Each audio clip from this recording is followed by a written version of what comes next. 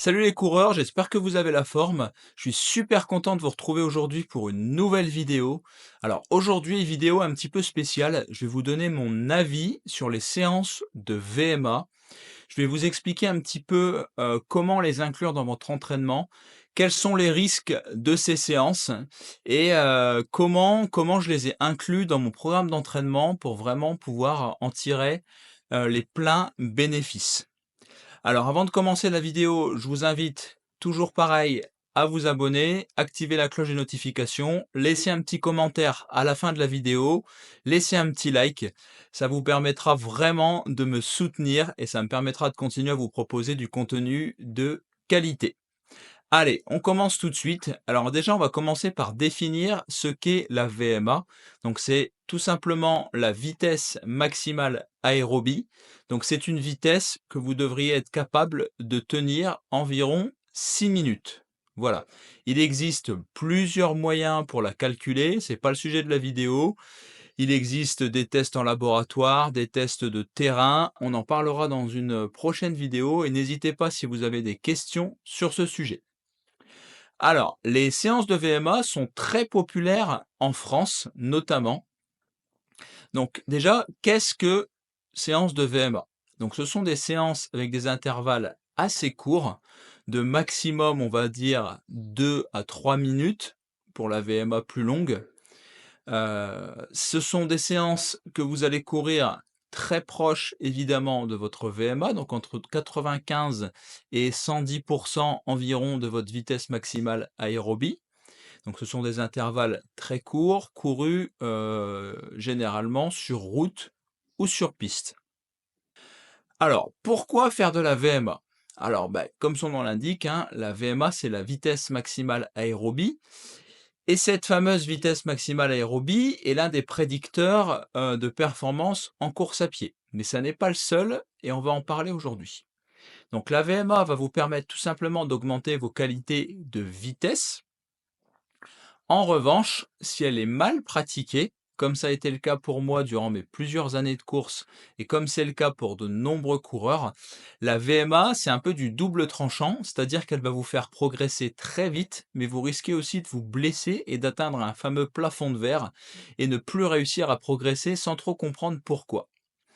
En effet, la course à pied, du 1500 mètres au marathon, reste quand même très aérobie. Vous avez quand même besoin, donc l'aérobie, c'est votre endurance, hein, donc c'est tout ce qui est couru à peu près jusqu'à de 60 à 75-80% de votre VMA. Voilà, c'est vraiment les fondations du coureur, le foncier, l'aérobie. Si vous manquez de volume en aérobie et que vous faites trop de VMA, vous risquez de vous griller, vous risquez de vous blesser et vous risquez d'atteindre un plafond de verre que vous n'arrivez plus à dépasser, tout simplement parce que vous manquez aussi de volume autour du seuil en aérobie.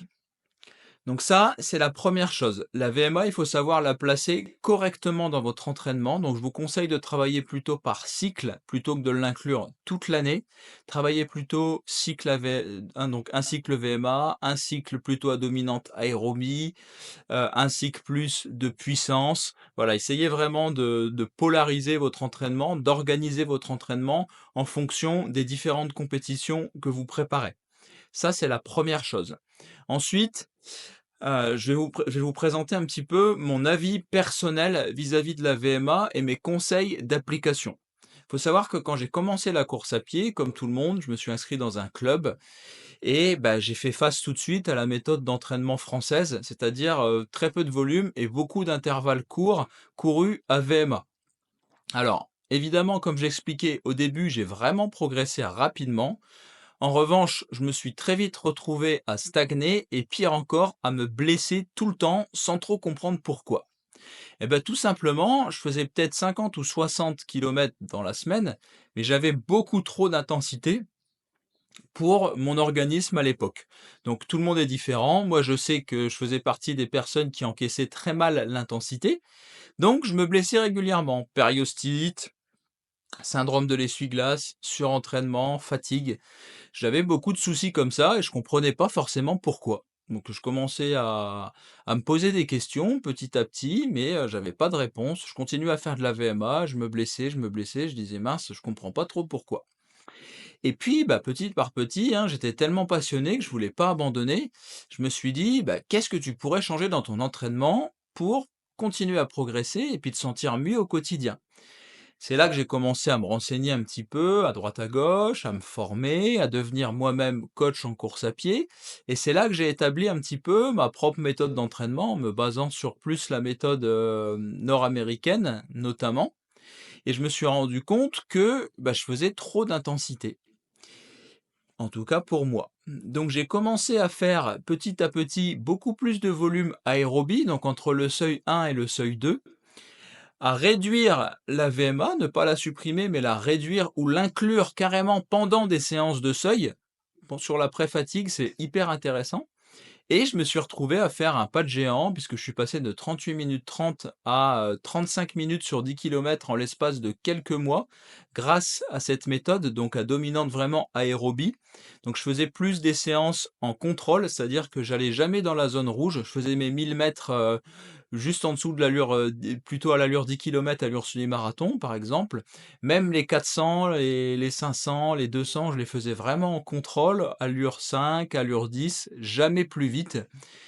Et je me suis rendu compte que j'ai commencé vraiment à progresser de plus en plus. Ce qui ne veut pas dire qu'il faut annuler la VMA, il faut vraiment la positionner correctement. Donc si j'ai bien un conseil à vous donner, ne jurez pas que par la VMA. Essayez d'avoir une vision beaucoup plus globale sur votre saison. Travaillez plutôt par cycle. Comme je l'ai dit, j'ai quand même fait de la VMA, mais de manière beaucoup plus réfléchie et raisonnable à certains moments clés de l'année. Ça, c'est super important de savoir bien la placer. Mais c'est vrai que tout le reste de mon entraînement a été vraiment à dominante aérobie. Donc 80% hein, de mon entraînement était centré sur des zones plutôt faciles jusqu'au seuil ventilatoire 2. Donc environ 80-85 de ma VMA, mais rarement plus vite en fait. Et ça m'a vraiment permis de passer un cap. C'est vrai que malheureusement en France, la VMA est beaucoup trop surcotée, je trouve. C'est pour ça vraiment que je voulais vous faire cette vidéo, pour vous mettre en garde, de faire attention de placer, correctement ces séances et puis d'avoir surtout plusieurs avis, hein, plusieurs avis différents, de différents coachs, de différentes approches pour trouver celle qui vous convient. Ça, c'est super important, c'est vraiment le sujet de cette vidéo. Trouver la méthode qui vous convient à 100. Est-ce que vous êtes quelqu'un qui réagit plutôt bien à la VMA ou au contraire pas du tout?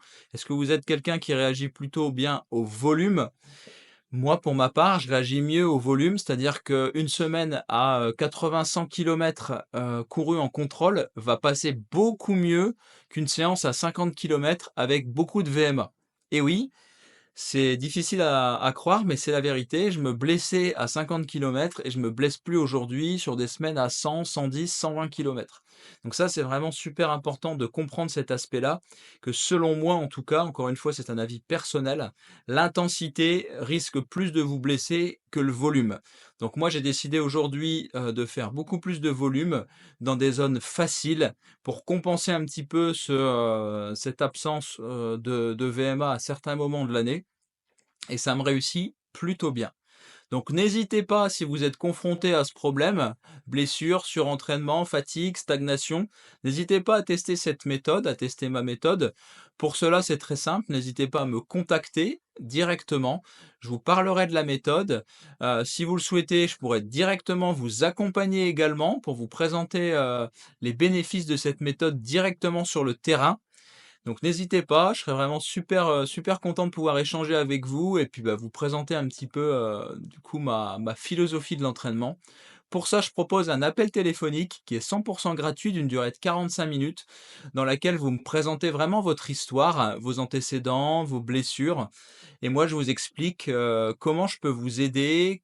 Je réponds à toutes vos questions et seulement si vous êtes intéressé, je peux directement vous proposer des programmes d'entraînement personnalisés et individualisés pour vous aider à progresser en course à pied.